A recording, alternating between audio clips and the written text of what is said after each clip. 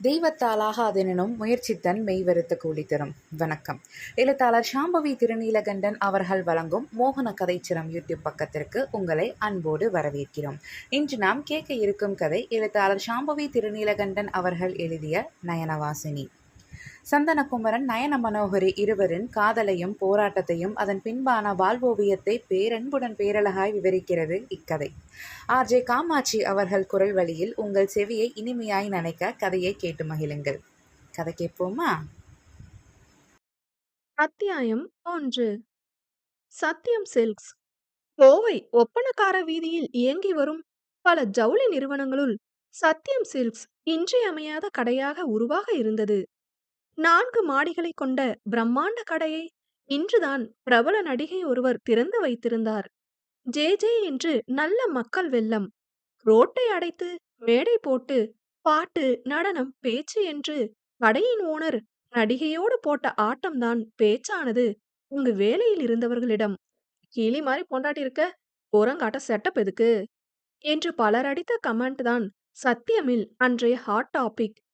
கிட்டத்தட்ட 500 ஊழியர்களை உள்ளடக்கி இயங்க ஆரம்பித்த சத்தியமில் இல்லாத ஜவுளி ரகங்களே இல்லை எனலாம். மக்களின் ரசனையை, சீரியல் நடிகைகளின் புதிய ட்ரெண்ட் டிசைன்களை, த்ரிஷாவின் லேட்டஸ்ட் இன்ஸ்டா வைரல் போட்டோவின் ரெப்ளிகேட் புடவைகளை கணக்கிட்டு மகளிருக்கான உடைகளை இறக்கியிருந்தார் சத்யமின் முதலாளி. மதியம் போல பரபரப்புகள் அடங்கியிருக்க மக்களின் துணி மோகம் கடையை அடைத்திருந்தது. இதனடா திறந்து விட்ட ஆட்டு மந்தை ஆட்ட வாராங்க என்று அழுத்து கொண்ட கார்த்தியின் முதுகில் தட்டிய குமரன், கஸ்டமர் வந்தா நல்லது தானே மச்சான், அட்டன் பண்ணு என்க. நீ சொல்லுடா ராசா, ஒரு நாள் கூத்துக்காக 2 வாரமா வேலை செஞ்சு என் உடம்பே போச்சு போ என்று இடுப்பை முறித்து நெளித்தான் கார்த்தி. 5 மாதங்களுக்கு முன்னரே சத்யம் சில்க்ஸ் கட்டுமான பணி நடைபெறும் நேரத்திலேயே வேலையில் சேர்ந்திருந்தனர் பலர். துணிக்கடையில் துணியோடு தானே வேலை இருக்கும். அல்ல, ஒரு ஸ்தாபனம் கல்லூன்ற ஆரம்பிக்கும் போதே அதில் உள்நுழைந்துவிட்டு கிடைக்கும் வேலையை செய்யும் போது அதில் கிடைக்கும் லாபம் ஒரு ஊழியனான உழைப்பாளிக்கு தான் தெரியும். ஜவுளி தொழிலில் பழம் தின்று கொட்டை போட்டவர்கள்தான் கார்த்தியும் குமரனும். 18 வயதில் கால் கடுக்க நின்று பீஸ் துணி கிழிக்க ஆரம்பித்து இதோ வருடம் 10 கடந்த போது ஜவுளி கடையின் மிக முக்கிய செக்ஷன் என்று சொல்லப்படும் சத்தியமின் பட்டு செக்ஷன் இன்சார்ஜ் இவர்கள்தான். கோடியில் பெரும் சரக்குகள் குவிந்திருக்க பெண்களின் துடிப்பை அறிந்து புடவையை அனாயாசமாக எடுத்து போட்டு காட்டி, சும்மா புடவை கலெக்ஷன் பார்க்க வந்தேன் என்பவரை கூட ஒரு புடவையை வாங்க வைத்துவிடும் வாய்த்திறமை மிக்கவர்கள். இன்று பலரை வாங்கவும் வைத்துவிட்டனர்.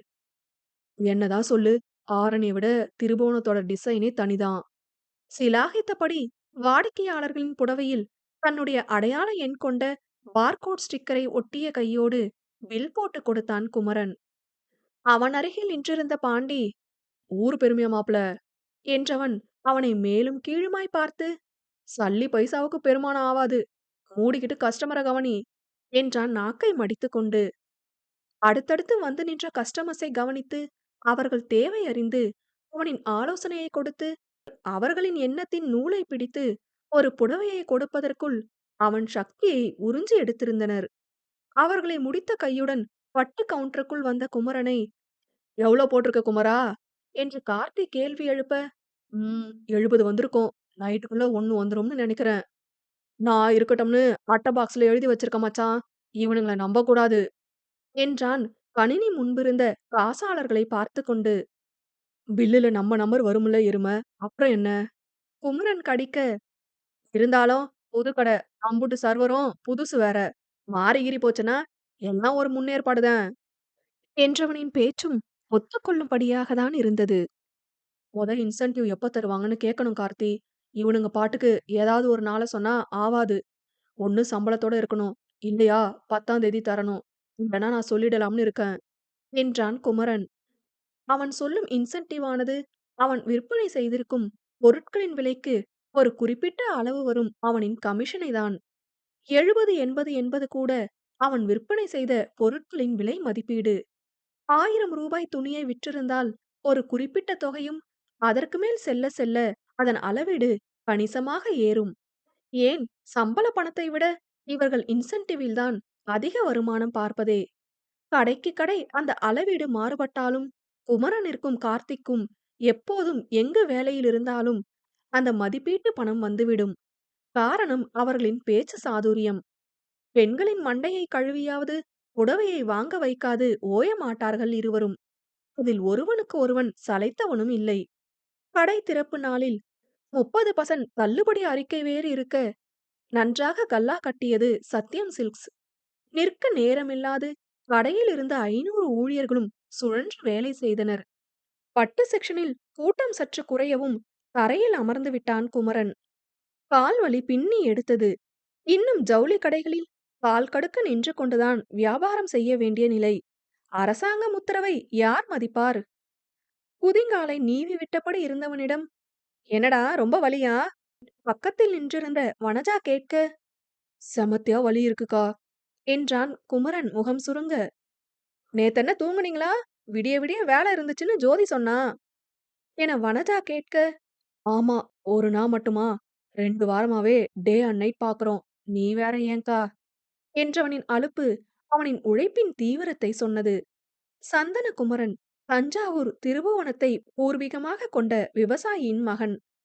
நஞ்சை நிலம் ஊரில் 8 ஏக்கரா இருக்க அதில் பெரும் நாட்டம் இருந்தாலும் பள்ளி முடித்த கையோடு கோவையில் இருந்த ஜவுளி கடைக்குள் புகுந்து விட்டான். 12ஆம் வகுப்பு படித்தவனுக்கு புடவைகளின் மேல் ஒரு அலாதி காதல். திருபுவனத்தில் பட்டு தறியின் ஓசையில் பிறந்தவனுக்கு புடவைகளின் மேல் காதல் இல்லாமல் இருந்தால்தான் அதிசயம். முன்னர் குறைந்த சம்பளம்தான் படிப்படியாக உயர்ந்து இதோ 20,000 வாங்கும் வரை வளர்ந்திருக்கிறான். இன்னும் கூட இந்த கடையின் ஓனர் தருவதாக கூறியிருக்கிறார் என்பது காத்துவாக்கு செய்தி. அதுபோக இந்த ஓடி, நைட் டியூட்டி, இன்சென்டிவ் என்று மாதம் ஒரு 8 10 தேறி வரும். ஏதோ யோசனையில் இருந்தவனை சாப்பிட அழைத்து சென்றிருந்தான் கார்த்திக். மதிய நேரம் மெஸ்ஸில் கூட்டம் அவ்வளவாக இல்லை. சுமாரான சாப்பாடுதான். நன்றாக சாப்பிட்ட கையுடன் 15 நிமிடங்கள் படியில் அமர்ந்து ஆசுவாசம் கொண்டிருந்தனர். திடீரென, மச்சான் நாளைக்கு பாரேன், என்னைய வேற செக்ஷன் மாத்துவாங்க என்றான் கார்த்தி. அலட்டாது, எந்த ஃப்ளோர் மேனேஜர் கண்ண உறுத்துச்சான் என்க, புள்ள முனிதான், காலையில இருந்து பார்வை நம்ம மேலே இருக்கு என்றான் கார்த்தி. தூரத்தில் உணவருந்திக் கொண்டிருந்த காமராஜை பார்த்தபடி.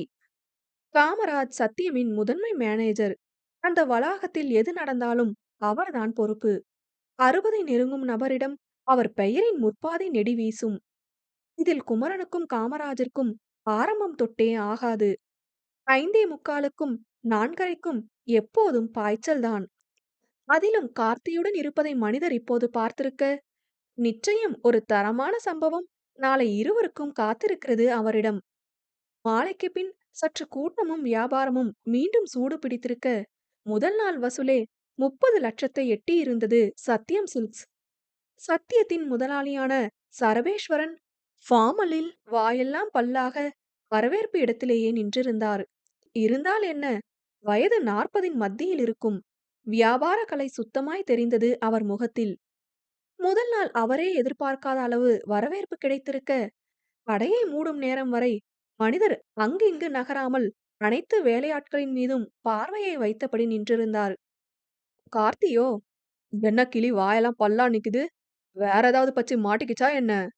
சக ஊழியன் ஒருவனிடம் பேசுவது கேட்டு குமரன் திரும்ப, அங்கு சரபேஸ்வரன் பார்வை வாயிலில் நின்றிருந்த பெண்கள் மீதுதான்.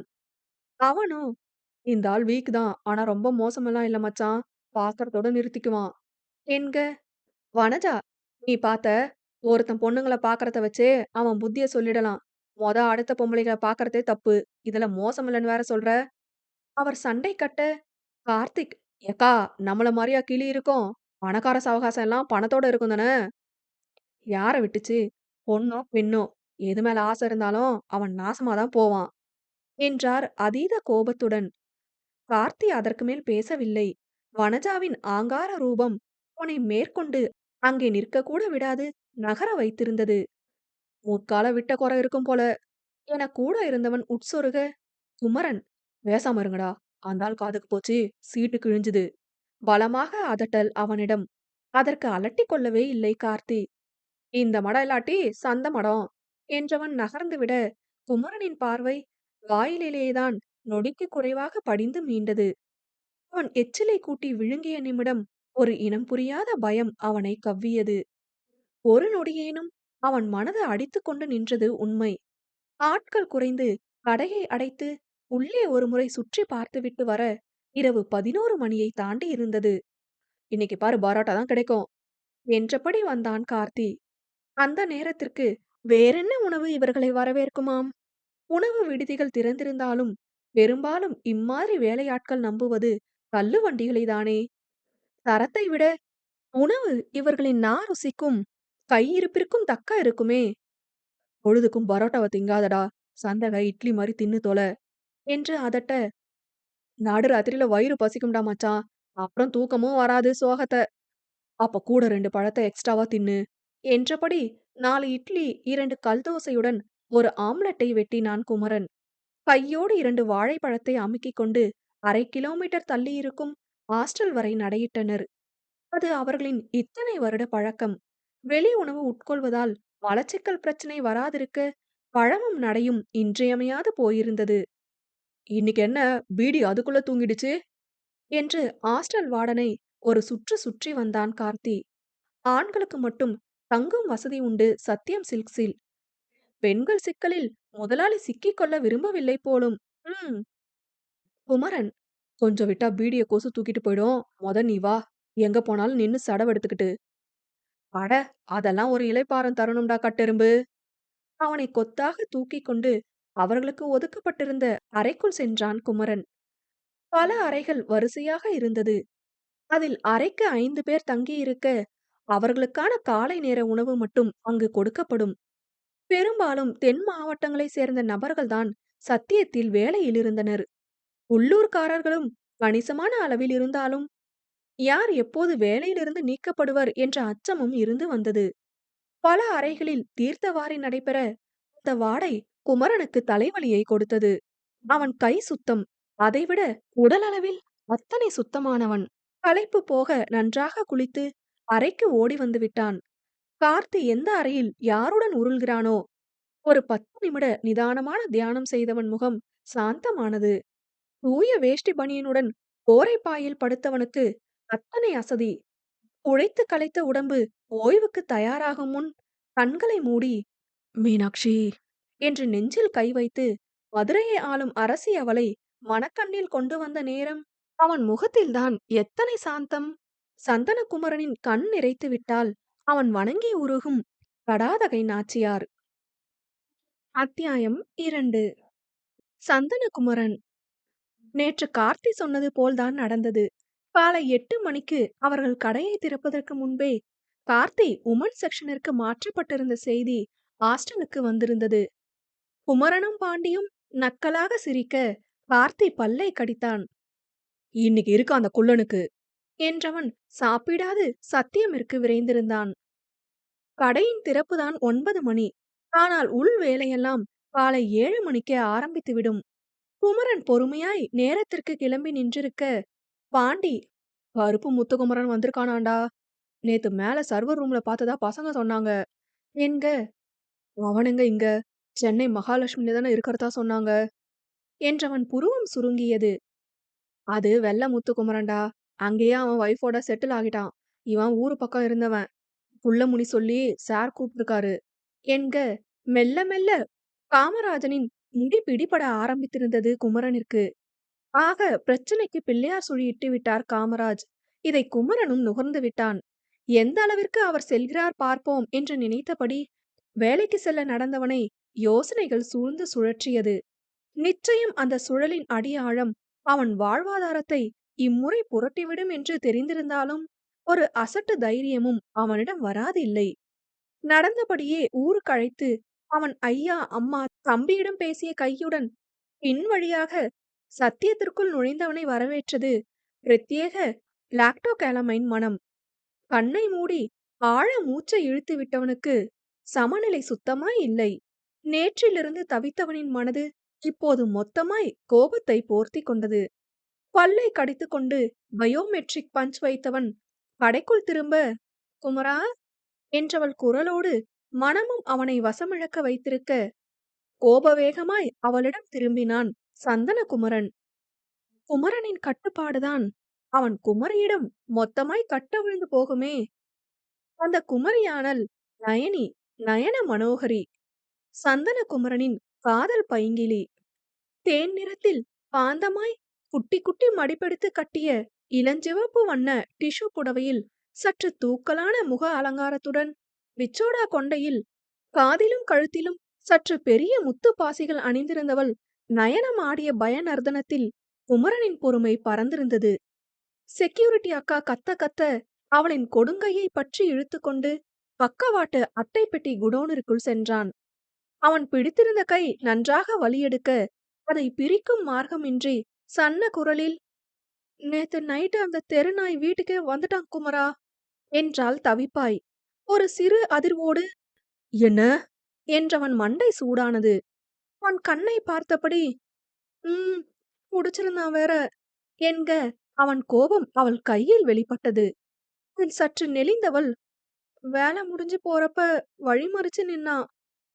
அந்த நேரத்துக்கு எனக்கு ஒன்னும் புரியல. அவனா பக்கத்துல வரவும் வேகமா வீதி பக்கம் நடந்து வேலண்ண பட்டறக்குள்ள போயிட்டேன். குமரனின் முகம் தீவிரமாய் உருமாறிவிட, அப்புறம் என்றான் தாடை இறுக. வேலண்ண கூட தான் வீட்டுக்கு நடந்து வந்தேன். பார்த்தா வீடு முன்ன வந்து நிக்கிறான். நைனா அவன் இருந்த இருப்ப பார்த்து சத்தம் போட்டு அனுப்பிட்டாரு. பார்த்தா இப்போ என்றவள் இழுக்க அவன் முறைத்தான். முழுசா சொல்லு நைனி, என்னத்த செஞ்சான் என குமரன் அழுத்த, எச்சிலை விழுங்கியபடி, என்னைய லவ் என்றவள் முடிப்பதற்குள் குடோனிற்குள் 4-5 ஆட்களுடன் நுழைந்திருந்தான் காமராஜ். நொடி தாமதிக்காது, அடிங்கடா என்றொரு சத்தம்தான். 4வரும் சேர்ந்து குமரனை அடி வெளுத்து விட்டனர். ஐயோ சார், வேண்டாம், நிறுத்த சொல்லுங்க என்று கத்திய நயனியின் கையை பற்றி தன்புறம் இழுத்து கொண்டான் காமராஜ். நடுவில் குமரனின் டே என்ற அதட்டலையெல்லாம் காமராஜ் கண்டு கொள்ளவே இல்லை. நயனியின் கையை இறுக பிடித்தபடி நின்றிருந்தவன் அவளை துளி விலக விடவில்லை. சத்தம் கேட்டு செக்யூரிட்டிகள் வந்துவிட, பஞ்ச் வைத்து வந்த ஊழியர்களும் குடோனிற்குள் வந்துவிட்டனர். என்ன முயன்றும் குமரனை அடிப்பதை அந்த 4வரும் நிறுத்தவில்லை. ஆட்கள் பிடித்து தள்ளி நிறுத்துவதற்குள் வலி தாங்காது சுருண்டு விழுந்து விட்டான் சந்தனகுமரன். அதை பார்த்து சத்தமில்லாது நயனியை நகர்த்த விளைந்த காமராஜ் அங்கு வேக நடையில் வந்த ஹேமாவை சுத்தமாய் எதிர்பார்த்திருக்கவில்லை. ஹேமலக்ஷ்மி, சத்யம் சில்க்ஸின் மேனேஜ்மெண்ட் ஹெட். சத்யமின் ஹெட் பிரான்ச் திருச்சிராப்பள்ளியில் கிட்டத்தட்ட 10 வருடங்களாக பணியில் இருந்தவர். சரவேஸ்வரனின் செப்பனமான தோஸ்த். புதிய கிளை நிர்வகிக்கவென இங்கு வந்திருப்பவர் ஆல் கட் அண்ட் ரைட், நேர்மையும் நிமிர்வுடன் வளைய வரும் ஆர்மி மேனின் மனைவி. வட ஷட்டர் திறக்கிறதுக்கு முன்னவே சண்டையா என்று வந்தவர் என்னமோ அமைதியாக தான் கேட்டார். ஹேமாவிற்கு இருந்த மதிப்பு சற்று அதிகம்தான். அதை கணக்கிட்டு தன்னை காக்கும் முயற்சியாய், என்ன மேடம், இங்க என்ன நடந்துட்டு இருக்கு? நீங்க சாவகாசமா பேசுறீங்க என்று குரலை உயர்த்தினான் காமராஜ். அங்கு அழுது வடிந்த நயனியின் பின்பக்கமும் தவறாய் பதிவாக ஆரம்பித்திருக்க, பாண்டி, தூக்குங்கடா கட்டெரும்ப என்று குரலில் குமரனை தூக்கிக் கொண்டு வெளியேற முயன்றனர். ஹேமா, பாண்டி, தண்ணி தெளிச்சு அவனை முழிக்க வை. சாப்பிட்டானா காலையில என்றபடி குமரன் அருகில் செல்ல பொறுக்க முடியவில்லை காமராஜிற்கு. அதற்குள் அவனின் கையாளுக்கு கண்ணை காட்ட அவன் கடைக்குள் ஓடியிருந்தான். நயனிக்கு நிலை சற்று புரியவும் அத்தனை ஆத்திரம் உண்டது. காமராஜை பார்த்து, விடியா கைய என்று அவள் உதறிய வேகத்தில் சற்று தள்ளி தள்ளாடி நின்றிருந்தான் காமராஜ். ஹேமாமா என்று நயனி அவரிடம் விரைய, இந்தா பொண்ணே, உன்னை இவன்கிட்ட இருந்து காப்பாத்தனா என்ன செய்யற நீ என்றபடி தன் அரையடி ஷூ அதிர, நேத்துதான் இந்த ஸ்தாபனம் ஆரம்பிச்சிருக்கு, அதுக்குள்ள நம்ம கடையை நம்பி வேலையில இருக்க பொண்ணுங்க கிட்ட இவன் தப்பா நடந்துக்க பாக்குறான் என்க அதிர்ந்து விட்டனர் கூடியிருந்தவர்கள். அதை கேட்டபடி வந்த கார்த்தி, வாய பேத்துடுவேன் பாத்துக்க, யாருடா தப்பா நடந்துகிட்டா என்று காமராஜின் சட்டையை பிடித்து ஒரே தூக்காக அவன் தூக்கிவிட, புள்ளி முனி காற்றில் தத்தளித்தது. அந்த பிடியிலிருந்து வெளிவர சற்று நேரம் பிடித்தது காமராஜிற்கு. பார்த்தியின் கையை அழுத்தி பிடித்துக்கொண்டு இருவர் அவனை தள்ளி நிறுத்தினர். ஜவுளி கடைகளில் பெரும்பாலும் ஒருவரை ஒருவர் தெரிந்திருக்கும். கடைகளை சம்பள உயர்விற்காக மாற்றிக்கொண்டேதான் இருப்பார்கள். நிரந்தரம் என்று யாரையும் ஒரு வரையறைக்குள் நிறுத்திவிட முடியாது, சிலரை தவிர. அப்படி இருக்க காமராஜை தெரியாதவர்கள் அங்கில்லை. அதிலும் தன்னை ஒரு பெரிய இஸ்திரி பொட்டி அளவிற்கு மிகைப்படுத்தி இருக்க, நல்லவர் வல்லவர் நாளும் தெரிந்தவர் மீது கை வைத்தால் தாங்குமா? அங்கிருந்த பல எரிமலைகள் எப்படி பொறுக்கும்? வெடிக்கும் நேரத்தில் தண்ணீரை ஊற்றியிருந்தார் ஹேமா. நீங்க உள்ளதானே இருந்தீங்க சார். அது எப்படி உங்க கண்ணுக்கு அங்க இருந்து இங்க குடோன் வர தெரிஞ்சது? 100 அடி வர தெளிவா பாக்குறீங்கன்னா என்றவர் முக பாவனையில் அத்தனை ஏளனம். நரியை கண்டு கொண்டார். நயனி, அவரு என்கிட்ட பேசிட்டு தான் இருந்தாரு ஹேமாம்மா. சார் தான் குமரன் அடிக்க ஆள கூட்டிட்டு வந்தாரு என்றாள் காமராஜரை முறைத்துக் கொண்டு. அது காமராஜை நச்சென்று அடித்திருக்க, அதை அவளிடமே திருப்ப முயன்றான். என்ன ஒரு 22 வயசு தானே உனக்கு? என்ன தெரியும் ஆம்பளைங்கள பத்தி? அவன் உன்னோட நின்ன நிலைய பார்த்து தான் நான் வேகமா வந்தேன். உன் அப்பா வயசு தானே எனக்கு. ஊரு இருக்கிற இருப்புக்கு அவன் என்ன எண்ணத்தோட இழுத்துட்டு வரான்னு கூடவா தெரியாது? என் பொண்ணை எவனாவது இப்படி தள்ளிட்டு போயிருந்தா வெட்டி கொன்னு இருப்பேன் இப்போ.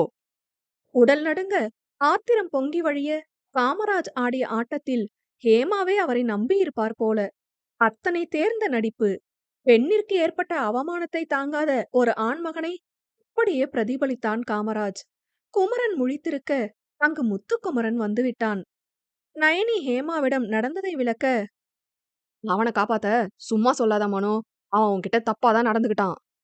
ஆணித்தனமாய் சொன்னவன் குடோன் சிசிடிவி காட்சிகளை அவன் போனில் ஓட்டி காட்டினான். அனைவரும் பார்த்தனர். அதில் நயனி குமரனின் நெருக்கம் நெருடியது. இங்கு யாரும் சுத்த யோகியன் இல்லை. பற்பல காதல் பிட்டுகளுடன் சிற்சில எல்லை மீறிய உரசல்களும் இயல்பாய் நடக்கும். விதிவிலக்கான சிலரை கூட தேவையற்ற கசடுகளோடு பின்னி பிணைந்து பேசும் பேச்சுக்கள் கூட இயல்பும் வழமையும் தான். இருந்தாலும் பொது சபையில் தங்களின் பதிவை அழுந்த பதிவு செய்துதானே ஆக வேண்டும். ஆச்சா போச்சா, சார் மேல என்ன தப்பு? அவனை வெளியே தள்ளுங்க. நாத்தம் புடிச்சவன் பொம்பளை மேல கைய வைக்கிறான். ரொம்ப ஒழுக்கமானவன்னு சொல்லிட்டு இப்ப பண்ணிருக்க வேலையை பாரு. இவன் அந்த கடையில இருக்கும்போதே அப்படிப்பட்டவன் தானே என்று அடுக்கடுக்கான பேச்சுகள். அதற்கு இன்னும் கை கால் வைத்து சிண்டு முடிய ஆரம்பிக்க பெண்கள் படை வந்திருந்தது. ஹேமா, சு, சத்தம் போடாதீங்க. எல்லாரும் வேலைக்கு போங்க. மணி என்ன ஆகுது? போங்க மொத. முத்துக்குமரன், மேடம், இந்த புள்ளைக்கு எத்தனை பெரிய அநியாயம் நடந்திருக்கு. நீங்க என்ன? அவன் சவுண்டு விட, ஹேமா, சிசிடிவி ஃபுட்டேஜ எங்கள கேட்காம எப்படி எடுக்கலாம் நீ என்றார் கூர்மையாய். யார் கொடுத்த ரைட்ஸ் உனக்கு? எடுத்ததும் இல்லாம இத்தனை பேர் முன்ன போட்டு வேற காட்டுற. ஹீரோவா நீ என்க. அதை முத்துக்குமரன் எதிர்பார்க்கவில்லை. என்ன பேசுவது என்றில்லாது, காமராஜ் சார் தான் என்றிருந்தான். ஹேமா, அவர்தான் உனக்கு எம்டியா என்றிருந்தார். காமராஜோ, என்ன இத்தனை கேள்வி கேக்குறீங்க? ஒரு பொண்ணுக்கு அநியாயம் நடந்தத ஆதாரத்தோட நான் காட்டுனா என்னையவே குறை சொல்வீங்களா என கிடைத்த கேப்பில் வீடு கட்ட ஆரம்பித்தார். யாரும் நகரும் எண்ணமில்லாது நின்றிருக்க எச்ஆரை அழைத்து விட்டார் ஹேமா. முத்துக்குமரன், இவங்க 4 பேரோட கணக்க முடிச்சு அனுப்புங்க. 2 நாள் பே மட்டும் கொடுங்க என்றார் ஹேமா. நான் வேலைக்கு சேர்த்த பசங்கள நீ யாரு வேலையை விட்டு தூக்க என்று காமராஜ் அதற்கும் ஒரு ஆட்டம் ஆடியிருந்தார். நடுவில் குமரனை கார்த்தியும் பாண்டியும் மருத்துவமனை அழைத்து செல்ல முனைய, போலீஸ கூப்பிடுங்க, இந்த மாதிரி பொம்பளை பொறுக்கெல்லாம் என்று துள்ளிய முத்துக்குமரனை தயவு தாட்சண்யம் பாராது ஏமா விட்டார் ஒரு அறை. மொத்த இடமும் கப்சிப். நைனி, நீ வீட்டுக்கு கிளம்பு. நான் சொன்ன பின்ன நீ வேலைக்கு வந்தா போதும் என்றார் ஹேமா. இனி யாராவது அது இதுன்னு கண்ட இடத்துல நின்னு பேசுறது எங்க காதுக்கு வந்தா யோசிக்காம சீட்டை கிழிச்சிடுவோம். கவனமா வேலையை பாருங்க. நிரஞ்சன், எல்லாரோட மொபைலையும் செக் பாயிண்ட்ல வாங்கி வைங்க. கொஞ்சம் லிபரலா இருந்தா போதும், தலைமையில ஏறிடுவாங்க என்றவர் சென்றுவிட காமராஜரை சீண்ட ஆளில்லாது தனித்து நின்றிருந்தான். பெருத்த அவமானம். அவர் எடுத்ததை அவருக்கே அள்ளி வீசி வீழ்த்தி இருந்தார் ஹேமா. குமரனுக்கு விரித்த வலையில் அவரே சென்று சிக்கியிருப்பதுதான் அவரின் கேடு நிலை. இந்த பொம்பளையோட கொட்டத்தை அடுக்குனாதான் நான் இங்க இருக்க முடியும். என்கிட்டயே மோதரா பாரு என்று மூச்சு வாங்க நின்றிருந்தவன் அங்கேயே அமர்ந்து விட்டான். சரபேஸ்வரன் வரவும் செய்தி அவரை எட்ட முகம் சுழித்துக் கொண்டார். புதிதில்லைதான். ஆனால் கடை ஆரம்பித்த 2ஆம் நாளே இப்படி ஒரு பிரச்சனை வரும் என்று அவர் நினைக்கவில்லை. நீ என்ன பண்ணணுமோ பண்ணிக்கோ ஹேமா. உனக்கு நான் ரைட்ஸ் கொடுத்திருக்கேன் தானே. கடை கொஞ்சம் டெவலப் ஆகிற வரை அந்த ஆளோட தயவு வேணும். பாத்துக்க, யார் அந்த குமரன் என்று கேட்டறிந்து அவரின் வேலையை கவனிக்க ஆரம்பித்து விட்டார். நயனியோடு அருகிலிருந்த அரசு மருத்துவமனைக்கு குமரனை அழைத்து வந்திருந்தான் கார்த்தி. குமரனுக்கு நல்ல ஊமை அடி. கால் வேறு சற்று தாங்கிதான் நடந்தான். மருத்துவம் பார்த்து முடியவும் வெளியே அழைத்து வந்து டீயும் பண்ணும் உண்ண வைத்தாள் நயனி. கார்த்தியின் முகத்திலேயே அவன் சினத்தின் அளவு தெரிந்தது. அந்த நாய் நேத்தே உன் வீட்டுக்கு வந்ததை சொல்ல என்ன வந்துச்சு உனக்கு? வந்த 2வது நாளே ஆடி இருக்கான் பாரு என்று நயனியை தான் திட்டினான். கார்த்தி என்று குமரன் அவனை அடக்க பார்க்க, அவளும் எனக்கு சிஸ்டர் தான், சும்மா உருமாம கெட என்றவன் மேலும் 2 டீயை வாங்கி வர அமைதியாய் குடித்தனர். அந்தாள் வேணும்னே இவர் அடிக்க சொன்னாரு கார்த்தின்னா, இதுல எப்படி பிளேட்ட மாத்தி போட்டிருக்கான் பாருங்க என்ற நயனியின் கண்கள் கலங்கியது. நீ வாய திறந்து பேசினதா என்ன என கார்த்தி கேட்க, இவ கைய அவன் விட்டாதானே பேசுவா, அருவருப்புல நெளிஞ்சுகிட்டு நின்னிருந்தா என்ற குமரன் டீ கிளாஸை வெறித்துக் கொண்டிருந்தான். அந்த நாய்களை என் கையால அடிச்சாதாண்டா ஆச்சு. சை! பாண்டிக்கு அழைத்து நிலவரம் கேட்டறிந்தான். ஹேமாவிற்கு அழைக்க அவர் எடுக்கவில்லை. நயனி, குமரன், கார்த்தி, பாண்டி இன்னும் பலரெல்லாம் நீண்ட வருடங்களாகவே ஜவுளி கடையில்தான் வேலையில் உள்ளனர். ஹேமாவை தனித்து தெரியாது. ஆனால் நண்பர்களுடன் கூடி நின்று பேசும் நேரத்தில் அவரின் பெயர் அடிக்கடி நல்முறையில் அடிபடும். அப்படியான நேரத்தில்தான் கோவை சத்தியமின் ஆரம்ப கட்டத்தில் நல்ல ஊறிய உழைப்பாளிகளான இவர்களை ஹேமாவே தங்கள் நிறுவனத்திற்கு அழைத்து கொண்டார். வேலையும் சம்பள உயர்வும் கணிசமாகவே தரவும் செய்திருந்தார். ஆனால் எங்கே, முன்பகை மொத்தத்தையும் மூடிவிட்டது. இரவு வரை அமைதியாக இயங்கி அடங்கி இருந்தது சத்தியம். யார் இருந்தாலும் இல்லை என்றாலும் பணிகள் நடந்த வண்ணம் இருந்தன. மதியம் போல காமராஜும் சென்று விட்டார் என்பது செய்தியாக இருந்தது. ஹேமா, சரவேஸ்வர் எல்லாம் 9 மணிக்கு கிளம்பிய கையுடன் கடை 10 மணிக்கு இன்று அடைத்திருந்தனர். மணி 12ஐ கடந்த நிலையில் ஹேமாவின் கைபேசி அவரை அழைத்து கலைத்தது. அதை எடுத்து பார்க்க காமராஜ். யோசிக்காமல் அழைப்பை ஏற்றுவிட்டவர் உணர்ந்தது அந்த குள்ளநரி நீர் யானை ஆகி இருந்ததை. வாடி ஏமா என தகுதி தராதரம் எதுவுமின்றி காமராஜ் உதிர்த்த வார்த்தைகள் வீரியம் மிகுந்திருந்தது. வேலை நேரத்தை தாண்டி அவரின் அழைப்பை ஏற்ற தன்னின் மடமையைதான் அச்சமயம் நிந்தித்தபடி இருந்தார் ஹேமா. அடக்கப்பட்ட கோப குரலில், உன் தேவைக்குதான் ஊருக்கு 10 பேரை, ச்சே கடைக்கு 4 பேரை வச்சிருக்கே, போதாதா? மூடிட்டு போன விட நன்னார் நாய வந்துட்டான், வரியா கரியான்னுட்டு. உன் எச்சத்தனத்தை வேற எவக்கிட்டையாவது காட்டு, மீறி திரும்ப வந்த என்று நிறுத்தியவர் அவரின் வளர்ந்த மகன்களின் முகத்தை பார்த்தபடி, ஊத்த வேண்டிய இடத்துல ஆசிட ஊத்தி எரிச்சிடுவேன், காட் இட் என்றவர் கத்தியதில் இணைப்பு துண்டிக்கப்பட்டது. எத்தனையோ பேரை கடந்து வந்திருக்கிறார் ஹேமா. அதில் காமராஜை போன்றோரும் அடக்கம். இருந்தாலும் இந்த ஆள் அளவிற்கு யாரும் தரமிறங்கி சென்றதில்லை. மனது கொதித்தது. காலையில் அவன் அந்த பெண் நயனியிடம் பேசிய பேச்சென்ன, இப்போது என்னிடம் இவனின் அசூய பேச்சென்ன என்று நினைத்து பொசுங்கியவர் மூளையில் வெட்டிய யோசனையை யோசிக்காது செய்து முடித்திருந்தார். காமராஜ் அவரிடம் பேசிய ஆடியோவை வாட்ஸ்அப்பில் இருக்கும் நிர்வாக உறுப்பினர்கள் குழுவில் ஷேர் செய்துவிட, அதை கேட்டவுடன் சரபேஸ்வரனே அதிர்ந்து அழைத்து விட்டார் ஹேமாவிற்கு. விஷயம் பெரிதானது.